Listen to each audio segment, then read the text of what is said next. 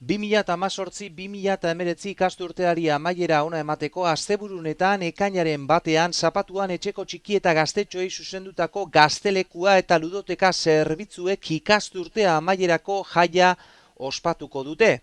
Orain oporrak hartuko dituzte urrira bitartean, musika, jokoak, jatekoa eta giro ezinhobea izango dira ikasturtea amaierako jai honetan udako oporrei ongietorria emanez. Ludoteka zerbitzua barikuetan eta zapatuetan egoten da zabalik gogoratu 5:00 8:00 zerbitzua 6 eta 11 urte bitarteko umei dago zuzendua. Bestalde herriko nerabei zuzendutako zerbitzua gaztelekua barikuetan eta zapatuetan zabaltzen da, ordutegia 6-etatik 10:00. Zerbitzua 12 eta 18 urte arteko gaztetxoetan erabei dago zuzendua, azpimarratzekoa da ezitzaile bi aritzen direla lanean jotazu. Orain udako oporrak hartuko dituzte, zerbitzua berriro ere urrian hasiko da.